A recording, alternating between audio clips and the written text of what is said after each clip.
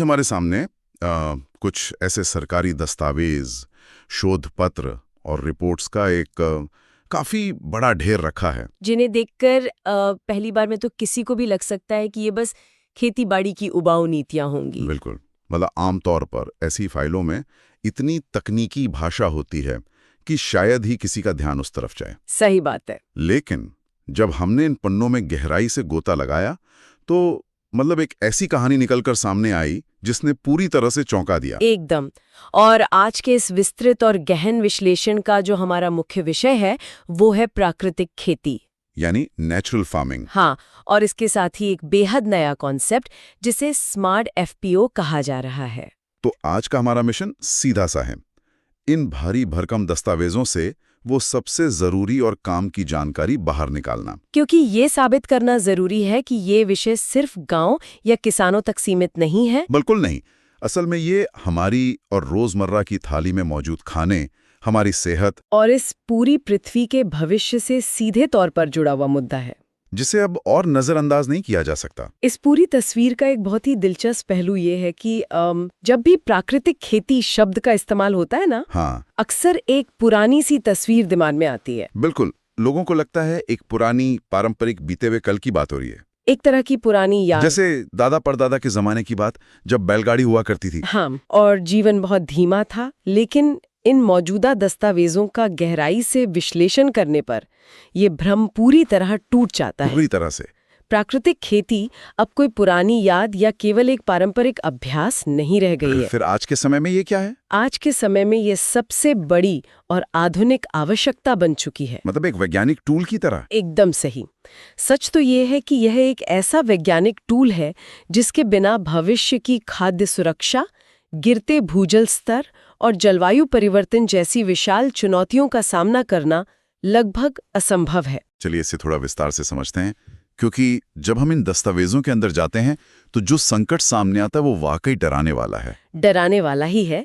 दशकों से हमने खेतों में जो किया है, हाँ, मतलब रसायनों, कृत्रिम उर्वरकों और कीटनाशकों का जिस तरह से भारी उपयोग किया है, उसने हमारी मिट्टी को एक तरह से कंक्रीट में बदल दिया है। बिल्कुल कंक्रीट।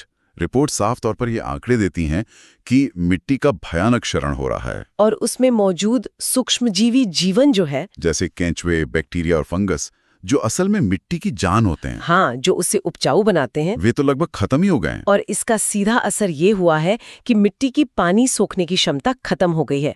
भूजल स्तर खतरनाक हद तक नीचे गिर चुका है। लेकिन यहीं पर प्राकृतिक खेती एक संजीवनी की तरह सामने आती है। दस्तावेजों में कुछ खास तरीकों का जिक्र है ना? हाँ, जीवामृत और बीजामृत जैसे तरीकों का बहुत विस्तार से जिक्र किया गया है। और ये कोई जादू टोना नहीं है, बिल्कुल नहीं।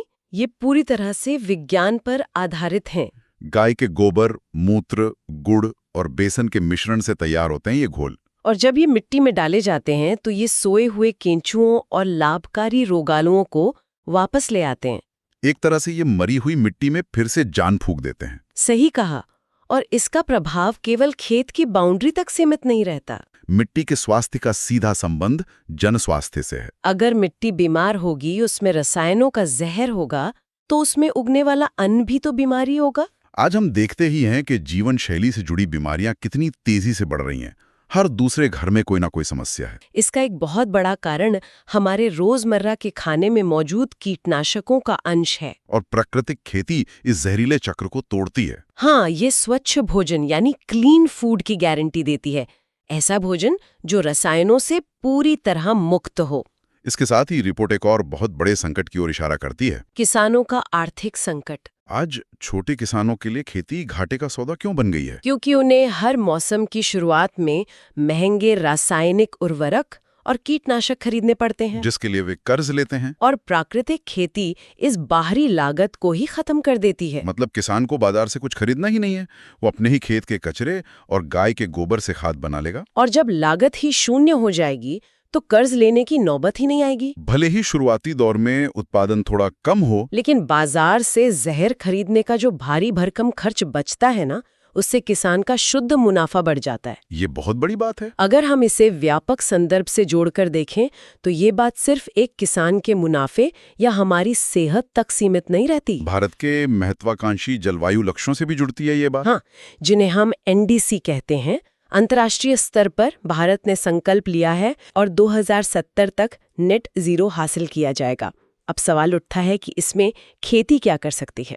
असल में आज की रासायनिक खेती ग्रीनहाउस गैसों के उत्सर्जन का एक बहुत बड़ा स्रोत है। खेतों में जो यूरिया डाला जाता है उससे नाइट्रस ऑक्साइड गैस निकलती है, जो कार्बन डाइऑक्साइड से कई गुना ज्यादा खतरनाक है। और जब प्राकृतिक खेती को अपनाया जाता है तो यूरिया की जरूरत ही खत्म हो जाती है। इसके अलावा स्वस्थ मिट्टी में जैविक कार्बन बढ़ता है। इसका मतलब है कि हमारी खेती की जमीन ही एक विशाल कार्बन सिंक बन जाती है। वो हवा से कार्बन को सोखकर मिट्टी के अंदर सुरक्षित रूप से जमा करने लगती है। ये सच में बहुत बड़ा बदलाव है। खेत की मिट्टी को बचाने से लेकर दुनिया की जलवायु को संतुलित करने तक। अब जब ये इतना जरूरी है और इसके इतने बड़े फायदे हैं, तो जाहिर है कि इसके लिए कुछ सरकारी नीतियां और ढांचे भी बनने चाहिए। और यहीं से इस पूरी कहानी का दूसरा अध्याय शुरू होता है। हाल ही में जो सरकारी दस्तावेज सामने आए हैं वे दिखाते हैं कि सिस्टम के अंदर एक बहुत बड़ी हलचल हो रही है।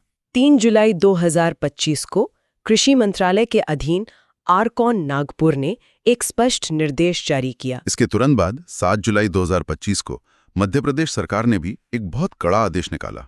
इन आदेशों में एक बात पर सबसे ज्यादा जोर दिया गया है, किसान उत्पादक संगठनों को, जिन्हें हम एफपीओ कहते हैं, क्षेत्रीय परिषद या रीजनल काउंसिल के रूप में काम करने की जिम्मेदारी दी जाए। और इस काम में नाबार्ड, नेफेड और एनडीडीबी जैसी उन बड़ी संस्थाओं को भी शामिल किया गया है जो आमतौर पर कृषि क्षेत्र में पैसा और ढांचागत मदद देती हैं। इन सरकारी निर्देशों के पीछे का असल कारण समझना बहुत जरूरी है। कारण क्या है?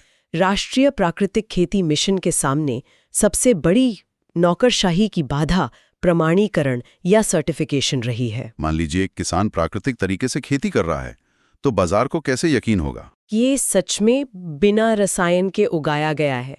आमतौर पर इसके लिए थर्ड पार्टी सर्टिफिकेशन होता है। बाहर से बड़ी बड़ी एजेंसियां आती हैं जो भारी फीस लेती हैं। एक छोटे किसान के लिए ये फीस देना और कागजी कार्रवाई करना संभव ही नहीं है। इसलिए इन नए सरकारी आदेशों में भागीदारी गारंटी प्रणाली यानी पीजीएस को लागू करने पर इतना जोर दिया गया है। लेकिन ये भागीदारी गारंटी प्रणाली काम कैसे करती है? मतलब बाहर से कोई ऑडिटर नहीं आएगा? नहीं, गांव के ही किसान एक दूसरे के खेतों पर नजर रखेंगे। क्या इसमें भाई भतीजावाद या धोखाधड़ी का डर नहीं है कि मैं तुम्हारे खेत को पास कर दूं और तुम मेरे खेत को? ये एक बहुत ही स्वाभाविक चिंता है, लेकिन पीजीएस मॉडल का पूरा आधार ही सामाजिक विश्वास और जवाबदेही है। सहकर्मी समीक्षा या पीयर रिव्यू कहा जाता है इसे, क्योंकि ये किसान एक ही समुदाय में रहते हैं, वे एक दूसरे को रोज देखते हैं। उन्हें पता होता है कि कौन रात के अंधेरे में खेत में यूरिया डाल रहा है और कौन सच में जीवामृत का छिड़काव कर रहा है। अगर कोई एक किसान धोखाधड़ी करता है तो पूरे समूह का सर्टिफिकेशन रद्द हो सकता है। इसलिए वे खुद ही एक दूसरे पर कड़ी नजर रखते हैं और यहीं पर एफपीओस की भूमिका सबसे अहम हो जाती है। एफपीओ किसानों की अपनी एक कंपनी की तरह होता है। जब एक एफपीओ को क्षेत्रीय परिषद बना दिया जाता है तो वह इस पूरी सामाजिक निगरानी प्रणाली को एक पेशेवर और कानूनी ढांचा दे देता है। यहाँ स्थिति सच में बहुत दिलचस्प हो जाती है। कैसे? क्योंकि दस्तावेजों में केवल पारंपरिक एफपीओ की बात नहीं है। भोपाल स्थित बेस्ट केयर कंसोर्टियम ने एक ऐसा मॉडल विकसित किया है जिसका इन दस्तावेजों में प्रमुखता से जिक्र है। उन्होंने इसे स्मार्ट एफपीओ नाम दिया है। और ये मॉडल सच में उन सारी शंकाओं को दूर कर देता है जो अभी हमने पीयर रिव्यू के बारे में बात की। ये मॉडल स्वयं सहायता समूहों के आपसी सामाजिक विश्वास को आधुनिक तकनीक के साथ मिला देता है। स्मार्ट एफपीओ असल में उस खाली जगह को भरते हैं जहां केवल सामाजिक विश्वास काफी नहीं होता। जैसा कि चर्चा हुई, बाजार को ठोस सबूत चाहिए। स्मार्ट एफपीओ क्या करते हैं कि वे बीज बोने से लेकर फसल कटाई तक का पूरा डिजिटल रिकॉर्ड रखते हैं। इसमें मोबाइल ऐप के जरिए डेटा दर्ज किया जाता है और क्यूआर कोड जैसी तकनीक का इस्तेमाल होता है। यानी अगर मैं किसी सुपरमार्केट में जाकर स्मार्ट एफपीओ द्वारा उगाया गया गेहूं या दाल खरीदता हूं, तो आपको सिर्फ अपने स्मार्टफोन से उस पैकेट पर छपे क्यूआर कोड को स्कैन करना है और फोन की स्क्रीन पर पूरी जानकारी आ जाएगी कि ये फसल किस गांव के किस किसान ने उगाई है, कब बोई गई थी और इसमें कौन कौन से प्राकृतिक तरीके इस्तेमाल हुए हैं। ये तकनीक पूरी तरह से पारदर्शिता लाती है और उपभोक्ता के मन में गहरा भरोसा पैदा करती है। इसके अलावा स्मार्ट एफपीओ मॉडल में एक और ऐसा पहलू है जो पूरी कृषि अर्थव्यवस्था को पलट कर रख सकता है। कौन सा पहलू? हम अक्सर देखते हैं कि जब भी बाजार में कोई उत्पाद ऑर्गेनिक या नेचुरल का टैग लगाकर आता है तो उसकी कीमत इतनी ज्यादा होती है कि वो आम आदमी की पहुंच से बाहर हो जाता है। लेकिन इन दस्तावेजों में जिस शून्य अपशिष्ट यानी जीरो वेस्ट राजस्व मॉडल का जिक्र है वो इस समस्या को जड़ से खत्म कर देता है। हाँ, इस शून्य अपशिष्ट मॉडल का गणित सच में चौंकाने वाला है। क्योंकि प्राकृतिक उत्पादों को सस्ता करना सबसे बड़ी चुनौती रही है। स्मार्ट एफपीओज इसे बहुत ही अनोखे तरीके से सुलझाते हैं। वे फसल के उस हिस्से को जिसे आमतौर पर कचरा समझकर खेतों में जला दिया जाता है, जिससे प्रदूषण होता है, उसे इकट्ठा करते हैं। इस कचरे या बायोमास को प्रोसेस करके वे उच्च गुणवत्ता वाली जैविक खाद और जैव कीटनाशक तैयार करते हैं। यही इस मॉडल की सबसे बड़ी ताकत है। वो कचरा अब एफपीओ के लिए एक नया और कमाऊ उत्पाद बन गया है। जब एफपीओ को इस कचरे से बनी खाद को बेचकर अतिरिक्त राजस्व मिलने लगता है तो उनकी अपनी परिचालन लागत निकल आती है। इसका सीधा परिणाम ये होता है कि उन्हें मुख्य फसल यानी जो हमारा भोजन है उस पर भारी मुनाफा कमाने का दबाव नहीं रहता। इसलिए वे उस रसायन मुक्त स्वच्छ भोजन की कीमत कम कर देते हैं। इस पूरे चक्र का नतीजा ये है कि बाजार में जो असली प्राकृतिक भोजन आमतौर पे बहुत महंगा मिलना चाहिए था, वो अब सामान्य कीमतों पर या उससे भी सस्ता मिलने लगता है। किसानों की आय कचरे से होने वाली कमाई के कारण बढ़ जाती है और आम लोगों को बिना अतिरिक्त पैसे दिए जहर मुक्त खाना मिल जाता है। तो इस सब का असल मतलब क्या है? सरकार कड़े निर्देश जारी कर रही है। बेस्ट केयर जैसा कंसोर्शियम स्मार्ट एफपीओ का एक ऐसा बेहतरीन मॉडल दे रहा है जहां तकनीक से विश्वास पैदा हो रहा है और कचरे से कमाई करके खाना भी सस्ता हो रहा है। सब कुछ एकदम परफेक्ट लग रहा है, एक आदर्श स्थिति। लेकिन यहीं पर इस पूरी रिपोर्ट का सबसे बड़ा और चौंकाने वाला आंकड़ा सामने आता है। इतना बेहतरीन ढांचा होने के बावजूद पूरे देश में 10 से भी कम एफपीओ ने क्षेत्रीय परिषद बनने के लिए आवेदन किया है। केवल 10 से कम? इतने बड़े कृषि प्रधान देश में यह आंकड़ा लगभग 0 के बराबर है।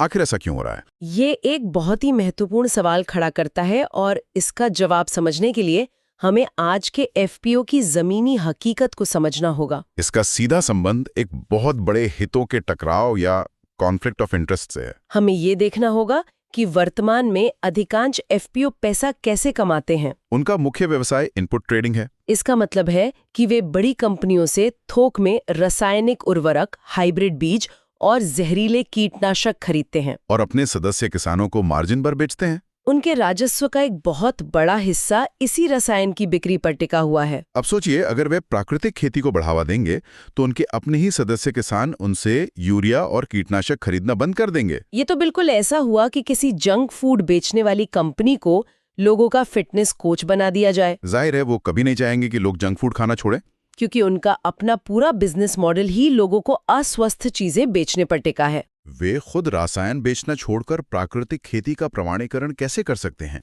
ये तुलना हालात को एकदम सही तरीके से बयान करती है। वैचारिक और वित्तीय रूप से ये उनके लिए एक आत्मघाती कदम जैसा है। इसके अलावा कुछ और व्यवहारिक कारण भी हैं।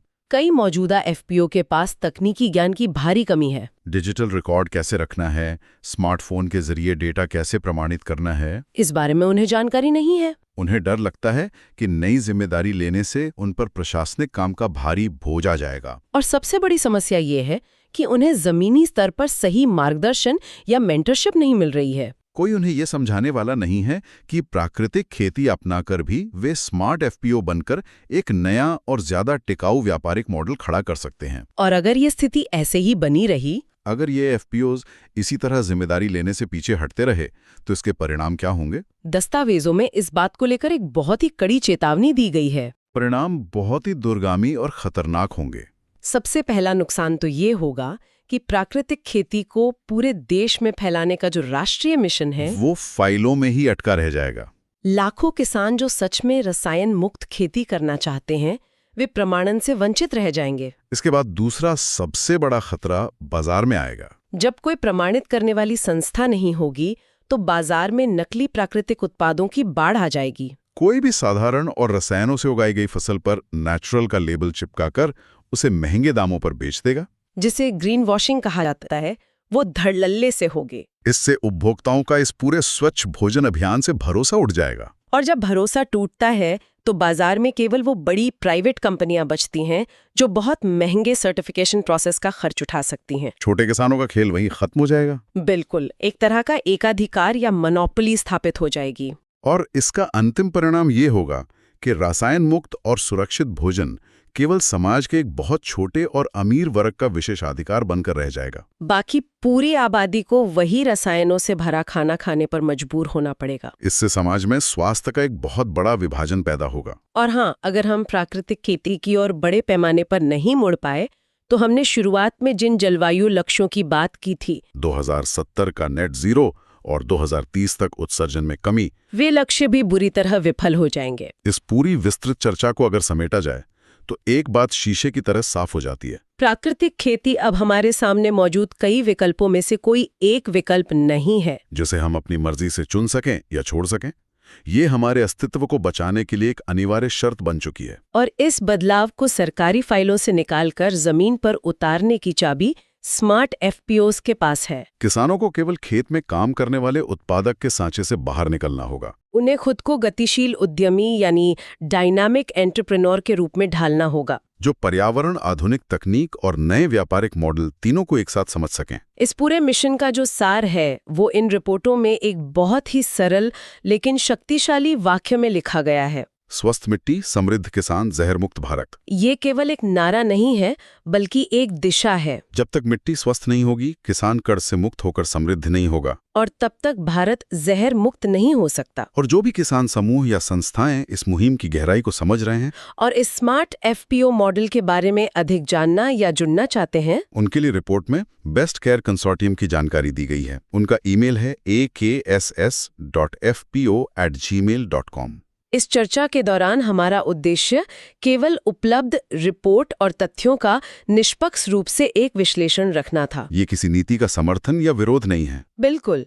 अब इस विश्लेषण को समाप्त करने से पहले एक ऐसी बात पर गौर करना जरूरी है जो इस रिपोर्ट के पन्नों से ही निकलती है, लेकिन दिमाग में एक बहुत ही गहरा सवाल छोड़ जाती है। दस्तावेजों के अंत में एक बहुत ही दूरदर्शी योजना का जिक्र है। ये बताया गया है कि ये स्मार्ट एफपीओ अपने इस जीरो वेस्ट आर्थिक मॉडल के तहत इतने आत्मनिर्भर हो जाएंगे कि वे कुपोषण से लड़ने के लिए स्थानीय स्कूलों और आंगनवाड़ियों में रियायती दरों पर उच्च गुणवत्ता वाला प्राकृतिक भोजन प्रदान करेंगे। ये सोचने वाली बात है। जरा सोचकर देखें, अगर पूरी एक नई पीढ़ी को उनके बचपन के शुरुआती और सबसे नाजुक वर्षों में ही आंगनवाड़ियों और स्कूलों के माध्यम से ऐसा स्वच्छ और रसायनों के जहर से पूरी तरह मुक्त भोजन मिलने लगे, तो इसका अंतिम प्रभाव क्या होगा? क्या ये सिर्फ कुपोषण के कुछ सरकारी आंकड़ों को कम करेगा, या फिर ये आने वाले 20-30 सालों में हमारे पूरे स्वास्थ्य सेवा ढांचे के बोझ को ही अदा कर देगा? शायद इससे भी आगे बढ़कर। अगर बच्चों के शरीर में कीटनाशक नहीं जाएंगे तो इसका असर उनके दिमागी विकास पर क्या होगा? ये एक ऐसा बदलाव साबित हो सकता है जो केवल खेतों की मिट्टी को नहीं बल्कि भविष्य के पूरे समाज के दिमागी और शारीरिक ढांचे को दोबारा डिजाइन कर दे। ये कोई छोटी बात नहीं है। ये एक नई सभ्यता की नींव हो सकती है। इस विचार पर गहराई से जरूर सोचिएगा। आज के इस लंबे और विस्तृत विश्लेषण में बस इतना ही। उम्मीद है इस विषय के कई नए और अनछुए पहलू सामने आए होंगे। भविष्य में ऐसे ही और भी गहन विषयों की तह तक जाने के लिए तैयार रहिएगा। इस सफर में शामिल होने के लिए बहुत बहुत धन्यवाद। अधिक जानकारी और समन्वय के लिए बेस्ट केयर के वरिष्ठ पदाधिकारियों से व्हाट्सएप पर संपर्क करें।